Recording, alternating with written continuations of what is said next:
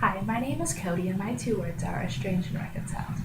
I don't think there was ever a time in my life when I would have said that I wasn't a Christian, which is kind of strange considering that my family didn't go to church. We didn't even own a Bible growing up. A little bit of my family, I grew up in a single parent home, so for the most part it was just my mom, my twin brother, and I. My dad had his own personal issues and wasn't always an active part of my life. I personally began to struggle with an eating disorder in junior high. In high school, I started a party and made some poor choices, myself in some bad situations, and unfortunately it led to a male friend of mine taking advantage of me, which was really devastating. But luckily, my best friend at the time was a Christian. Her church was very loving towards me. But they presented Christianity to me in such a way that I thought it was about behavior modification. That if I was willing to change the way that I behaved, then that made me Christian. So I was like, sign me up. But fast forward a year, I graduated high school. I moved down to Texas to attend a Christian college, and yeah, that's just a very difficult transition for me. So at the end of that first semester, they asked me to withdraw myself as a student. And just with everything going on, they also really encouraged me to seek out some additional help. So I moved from Dallas, Texas to Columbus, Georgia to enter into a residential rehab program.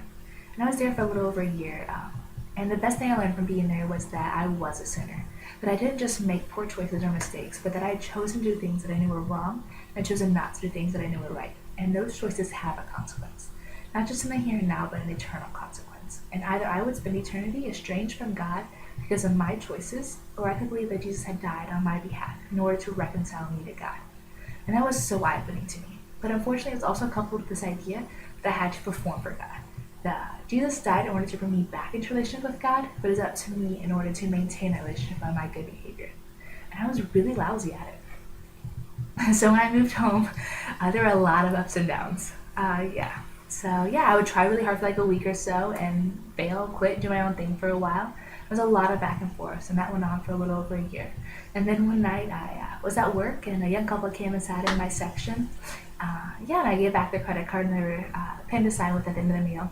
And he ended up striking a conversation because he had noticed that in church on the label of the pen, we talked for a little bit, and they invited me to check out the Christian organization they were a part of. And I found interest in the conversation. It wasn't even that I wasn't interested. It was just this idea that I had tried Christianity. I had tried the Jesus thing, and it's not that I didn't even like Jesus, just that he and I didn't seem to click.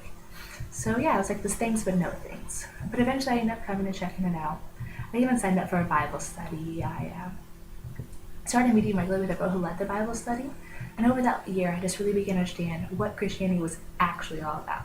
But it wasn't just about behavior modification or where I was going to spend eternity if I was going to hell. It was an opportunity to get to know the God who created everything. It was a relationship that God had initiated and sustains. A relationship that does change my life and it does last forever. And those are my two words.